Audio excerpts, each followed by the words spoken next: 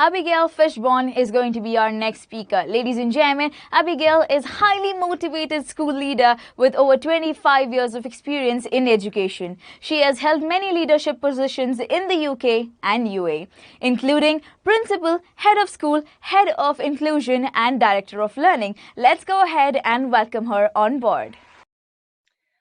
Hello, wherever you are in the world.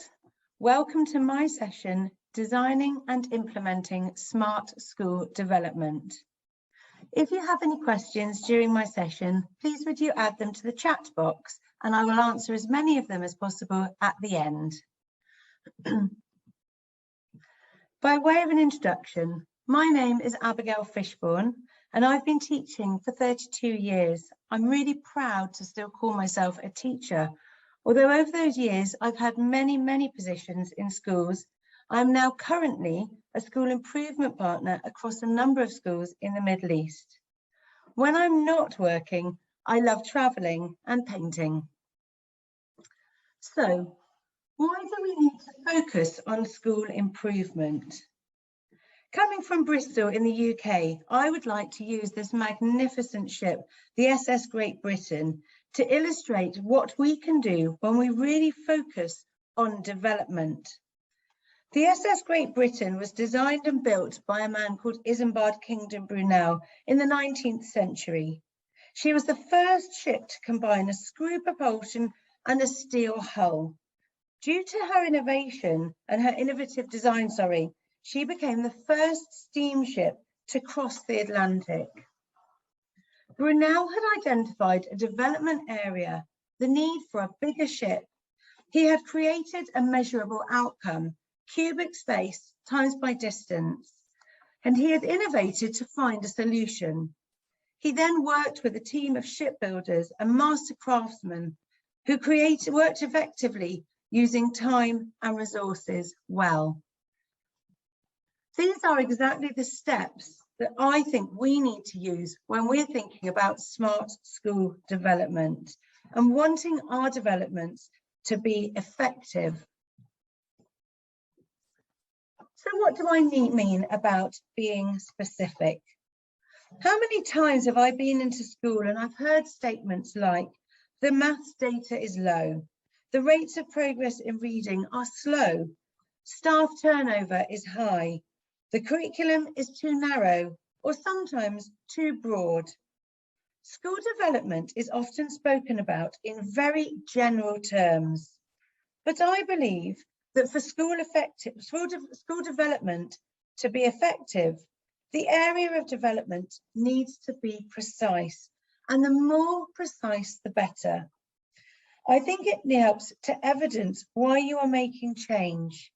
By this, I mean, if you are able to evidence and talk about data, such as those maths grades, where you can see those data, where you can find that data, you can then drill down in it and make your development area specific.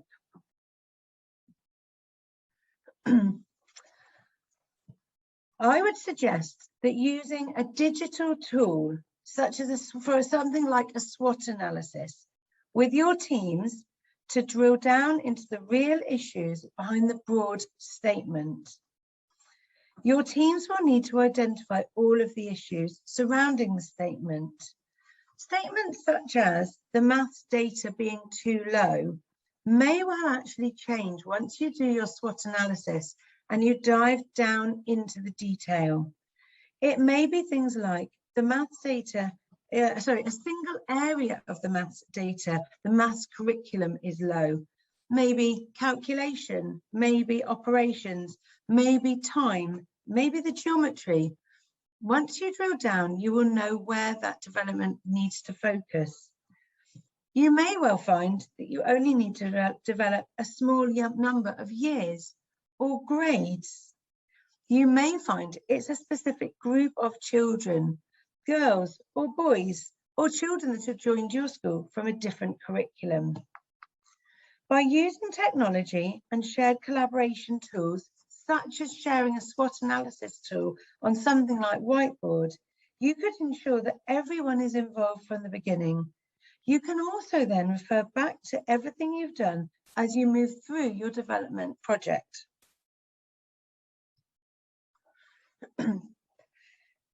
Once you have your focused area, you will need to agree on the outcomes that you want to see.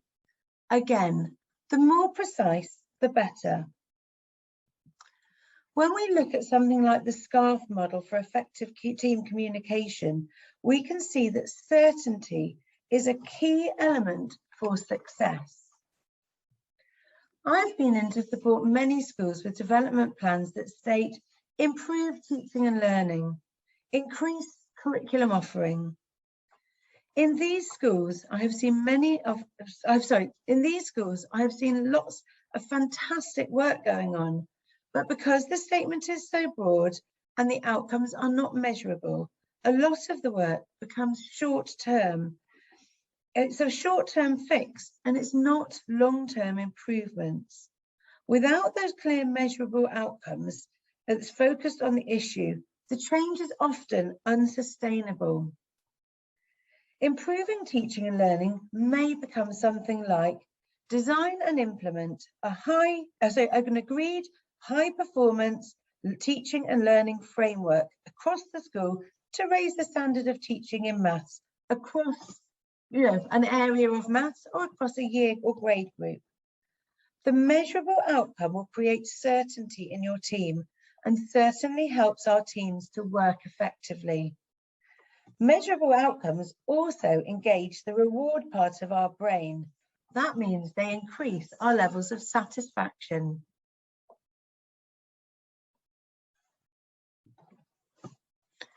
Now, COVID has pushed many of us to look for new and creative solutions and ways of working. Many of these are digital tools that we had before COVID and we knew about, but we weren't really engaging with. I would suggest that moving to digital tools for school development is a key part of the success of your project and embedding change. The rest of the talk, I'm going to be mentioning Microsoft tools that I have used, but there are many, many more tools available for you to decide which ones you would want to utilize. Tools such as forms allow us to collect data quickly before, during, and after implementing our changes. They also allow us to do quick, effective pulse checks in our teams. For a target such as the Improving Teaching and Learning one, maybe a quick survey of pupils or teachers to show if the changes are impacting on their opinions of the effectiveness of change. Tools like this enable us to collect data easily so we don't have to wait to the end of a project. Tools such as Whiteboard enable us to collaborate in digital meetings. This may be a good a good tool to use for the SWOT analysis at the beginning. Shared documents, I would say now, are a must. They mean that we can add to documents and we don't end up with multiple versions and not able to track changes. Documents such as OneNote or Word Online enable us to do this. It would be a really important part of any school improvement project, school development project you were running, to agree on the tools that you will be using before you start. This way, your teams can familiarize themselves with them before you get started.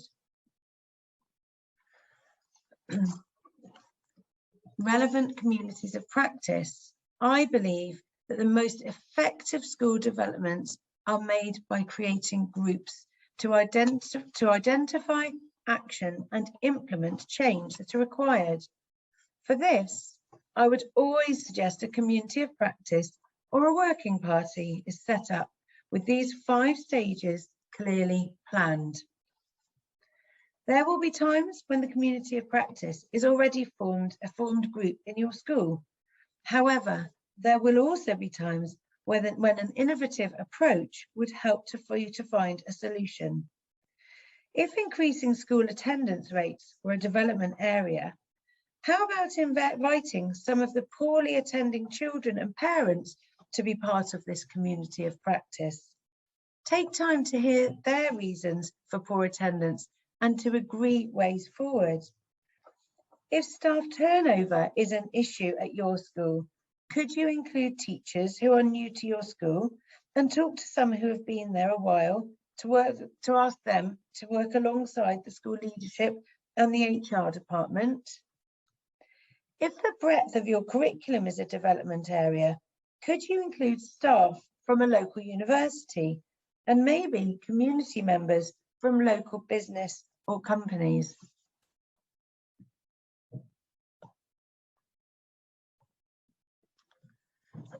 Finally, using your time and resources effectively. We all know how precious time and resources are, so it is urgent that they are well planned. For me, this means using technology.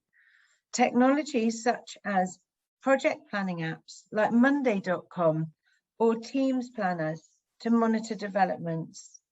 Technology that enables you to record meetings instead of wasting time typing out minutes. Technology that allows you to collaborate on documents in real time so that we don't end up with multiple versions. Creating shared repositories for documents and shared repositories for evidence. NOSLA says that without the correct resources, teams will feel a frustration, and I'm sure we've all felt that in developments we've tried to run in the past. He also says that without a clear action plan, there will be false starts and the project will not move forward smoothly. I would love to know any of your questions or comments on this document from NOSLA, because I find this incredibly valuable when I am planning school improvements.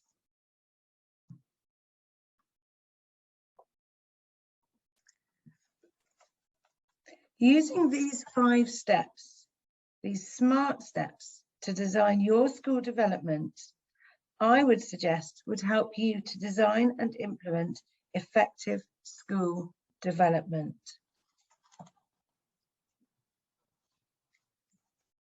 Now, I've rushed through my talk very quickly. I hope it wasn't too quick for you to follow.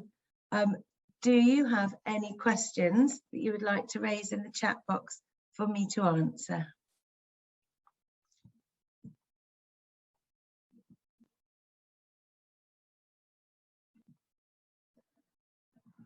Oh, I never know whether that's a good sign or not.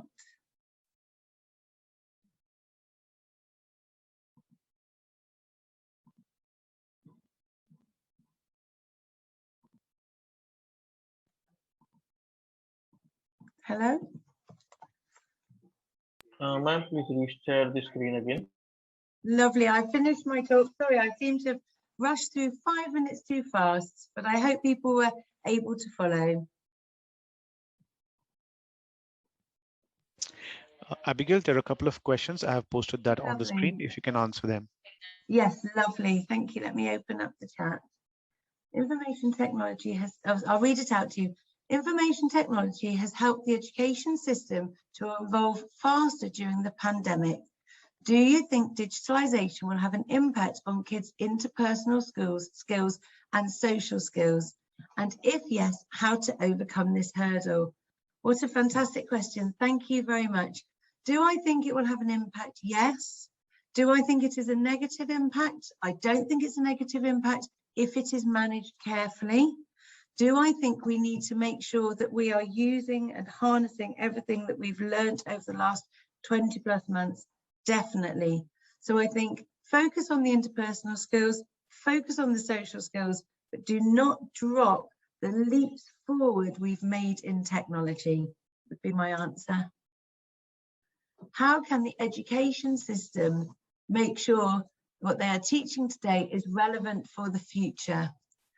Okay, again, a really interesting question. For me, I would make sure that I was teaching skills and those interpersonal skills, as well as our digital skills and our pen and paper methods, but I'd make sure that we're teaching really, really broad, a broad curriculum so that children can adapt what they are learning. I would also make sure that I was including lots and lots of work within the education system so children really understand what they are doing. And I think having those skills such as risk taking, such as being problem solvers, such as being creative or innovative learners is going to ensure that our education system is relevant for the future. Okay, right. History of education was started way back in the 16th century. And now that we have moved to digitalization, how different will the outcome and what impact will it have? Goodness, history of education was started way back in the 16th. I think what you're asking there, I think, and please write in the chat box if I've misunderstood your question. I think what you're saying is, what is the impact of digitalization? And I think I would go back to what I said about making sure we don't lose the developments we've made, but it is the old saying, isn't it? Throw the baby out with the bathwater. Don't lose the developments we've already made in education by changing to this new modern digital world. It's about a balance and a breadth of what we're teaching. I think that's your question. How can schools develop curriculum which talks about future skills for the future? And I'll say my words are adaptable skills. We can't foresee it into the future. We don't know what skills will be needed. So we have to have a breadth of curriculum. We have to have children who are able to make choices, who know what those choices are, who are able to take those risks, to work with innovatively, to work creatively, to think, as we'd say, outside the box. And those are the skills that the children will take forward.